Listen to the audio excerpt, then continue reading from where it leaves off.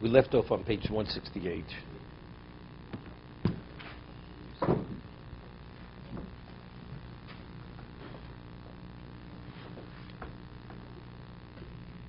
The Ramot said that a person who fasts 2 days Yom Kippur, even if he does it once, he has to be matin neder.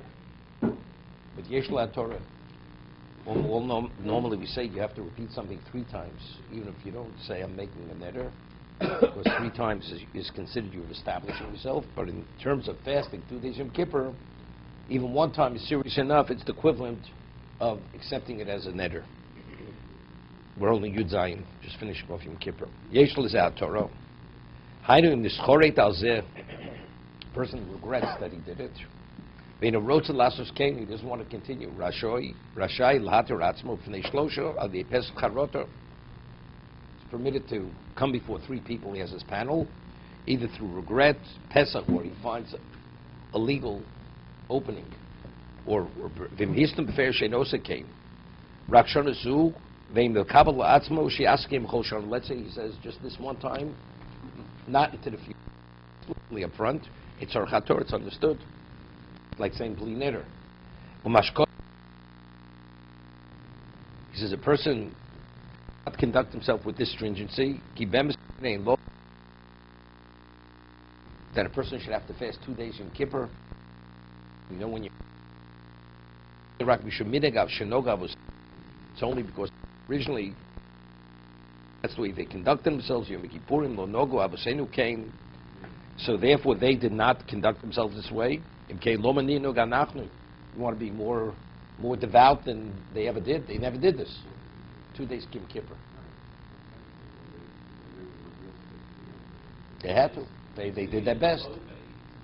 They did their best. It was a question of pikuach nefesh, right? Whatever they had to do, they did. What?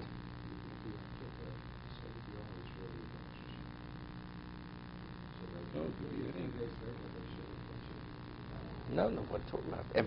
When Sukkot is the 15th. It's the Sveika Yoma, right? Or Pesach. It's also the 15th. So excluding the fast, why do we qualify Sveika Yoma and regular Yom? Because that's what he says. Because here it's a question of pikuach nefesh. So it was Minigab was saying to be a Danu, we kept 2 days to commemorate what one time they did.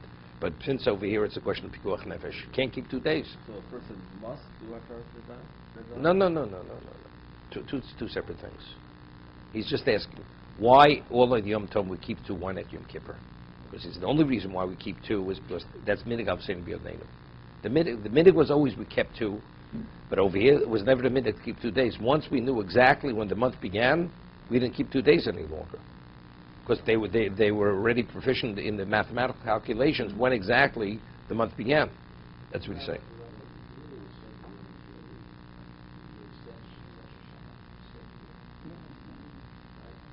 Well, that's where it starts, of course. Right. But they kept 2 days. But they kept 2 days Rosh Hashanah even in Israel. They kept 2 days Rosh Hashanah. For the other 2 days Rosh Hashanah is unrelated. In Chutz La'aretz, you're right, it's Sveika Yoma. But in Eretz they had not based on. Although I'm not going to get into it.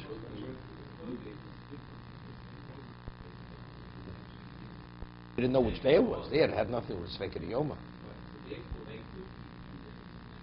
They had to, not they could. If you don't know how, you have to. Once you keep Yom Kippur on a particular day, it seems contradictory to have 2 days. That's what he's explaining.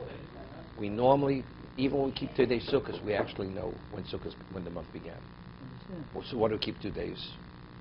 Because at the time when they didn't know, they kept 2 days. Wait. When they didn't know when Yom Kippur was, they kept 2 days Yom Kippur.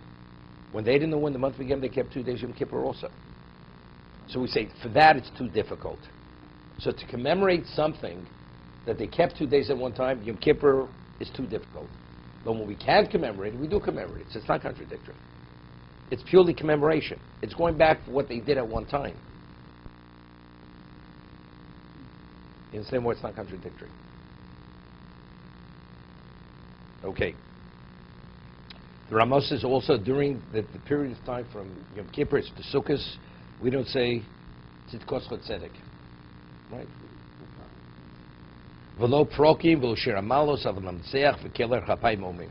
Namtzeach you do say. Keler chapayim, because that always goes hand in hand. Before we Vayibin Soron, we say Keler chapayim. V'yishko shebe'er Sukkot en namtzeach v'lo keler chapayim omrim v'aschilim u'biyom ochres yasa kulo. Meaning at night we begin preparations of the sukkah, but we don't actually build it. But the next day he says you should build the sukkah. You should complete it. Saragossa sim reish tov reish chafei. So a person who does fast and the second day of Sukkot, he must do hashtaras to God, or does he Unless he set up in advance. I'm only fasting this year, not in the future. Right? What's the halacha if you repeat a good practice 3 times? It's the equivalent of a neder. Right. So the Ramos says fasting one day without saying it's just this one time, it's the equivalent of repeating something 3 times. So therefore you have to be matir neder. You have to know that it's equivalent of saying, I'm accepting this as a neder, as a vow. So if he doesn't do that, then he's required to do 2 days the rest of his life. Unless he's matir neder. Unless he's matir He neder. always has that option. Always, you always have the way out. Always. Okay. Hilchos Sukkah. Basukos teishu shivas yom. The Torah says for 7 days one must sit in a sukkah. Why? Ki basukos oshavtes bnei Yisrael. Because when we were in the desert, we were in sukkos. Now the question is, what does sukkos mean? So it's an argument in the Gemara. Does sukkos does it mean huts? Or does it mean actually the clouds of glory? Heim ane kovod. What are the sukkos? What it says in the desert, you were in sukkos. Ki heim ane akov shikifom bohem leval yakim shora v'shemesh. They were encircled with the clouds of glory, that they should not be harmed by the heat and by the sun. Umitzvah l'sakin hasukkah miyad lachem Yom Kippur. Ramos says there's a mitzvah that immediately after Yom Kippur we should start preparing the sukkah. The mitzvah bo liyodo al yach mitzenu. When a mitzvah presents itself, you should not delay it. Right? So Gemara, Shmartim Misal, mitzvos, right? Matzos, Shmartim Misal, matzos, mitzvos. Just as the matzah you watch, because if you delay, it becomes chometz. Same thing in regard to the mitzvah. So he said no, it means to start the preparation. The next day you should complete it. The night you should start to take out the boards, take out whatever is necessary.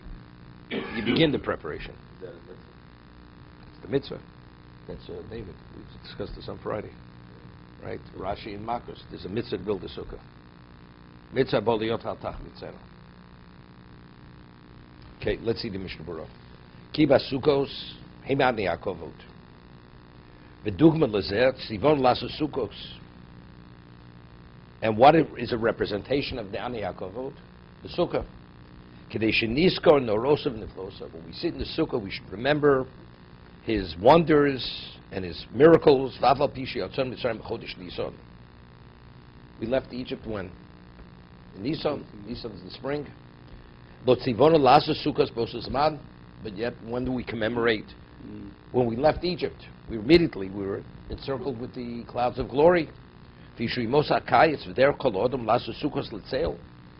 a sukkah in the spring, it's not obvious. It's for the sake of what? To commemorate the miracles that we were protected. People think, why are you making the sukkah?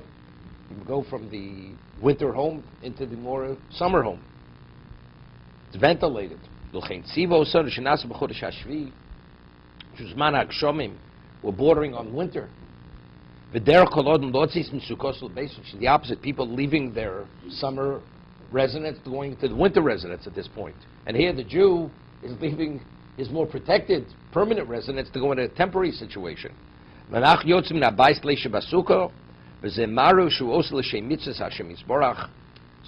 as doing behaving this way, we display and we show that we're doing this for the sake of, to commemorate the mitzvah.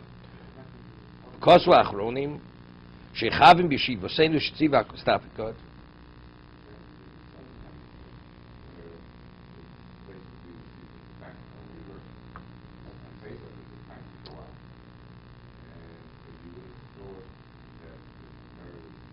Look, if we left, if we left from,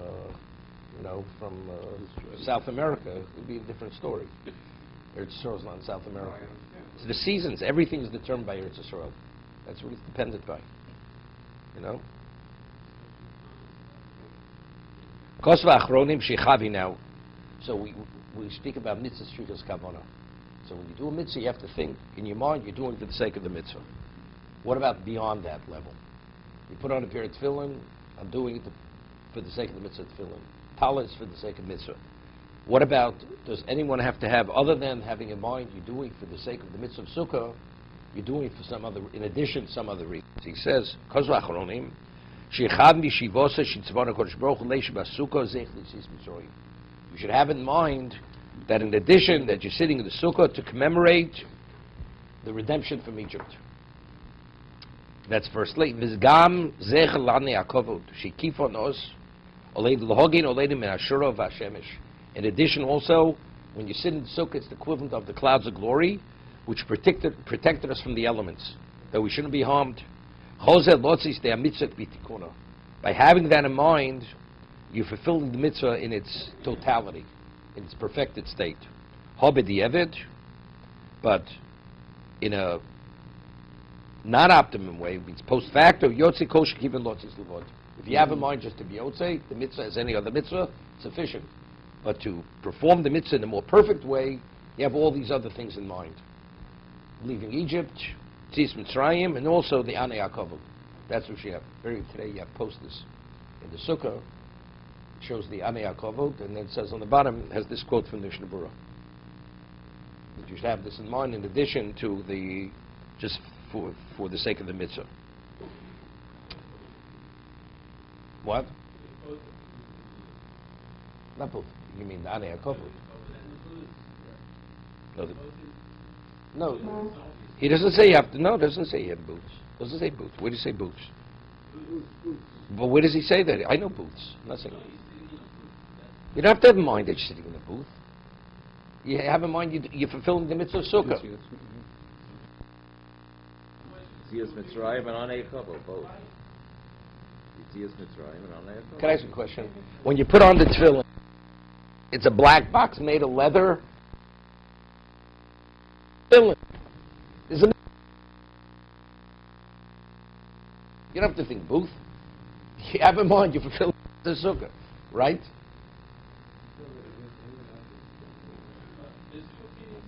No, I understand.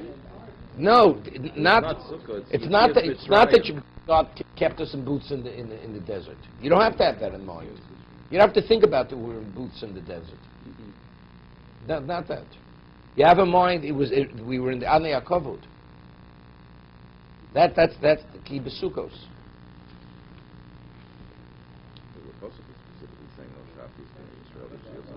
But the word said that's the Gemara. It's Machlokes Rabbi Yossi and the Rabbi Kitab. Kiba sukos means Anei HaKavod. Okay. You don't think huts. We're in huts or boots. The other way, if you're holding Yitzias Mitzrayim, so it's when he took us out of Mitzrayim, we sat. No, but you have to have an addition. He's saying that's an addition. If you don't even think about Yitzias Mitzrayim, I'm doing the mitzvah of sukkah for the sake of the mitzvah of sukkah. That's sufficient. But he says that's b'di'evid. It's not performing the mitzvah in the most perfect way. The question is, what is the mitzvah of sukkah, though? The mitzvah of sukkah is I have in mind to do the mitzvah of sukkah. What is that mitzvah? So it's either Anei HaKavod or Yitzias Mitzrayim or both. That's what the mitzvah is. Let's say I don't think even about the past. I don't think about the past. I think about the present. The mitzvah is I have to sit in the sukkah. I'm sitting in the sukkah. That's it. I don't have in mind more than that. It's sufficient. So this is the point to this, the mitzvah of sukkah, the more humble was it, the mitzvah of tefillin. Because mitzvah of tefillin, you have to use in the Kitab, you're putting on tefillin. That's it. Doesn't say anything. It doesn't say more than that in the Torah because it doesn't say more than that. It says you should put on tefillin. Finished. You don't even have to think that. You just have to think mitzvah. Because here the Torah is giving a reason. You L'man yedu, that you should know, that you should be cognizant of why you're sitting in the booth. No, that's the cause. L'man yedu dorasechem, kibesukos. Now, what does kibesukos mean? Does besukos mean anei akova? Does it mean we were in huts? Right. That's the discussion over here.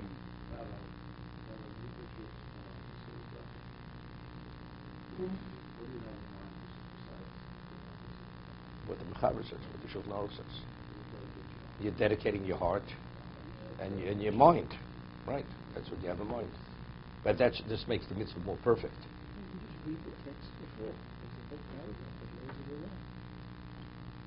Okay.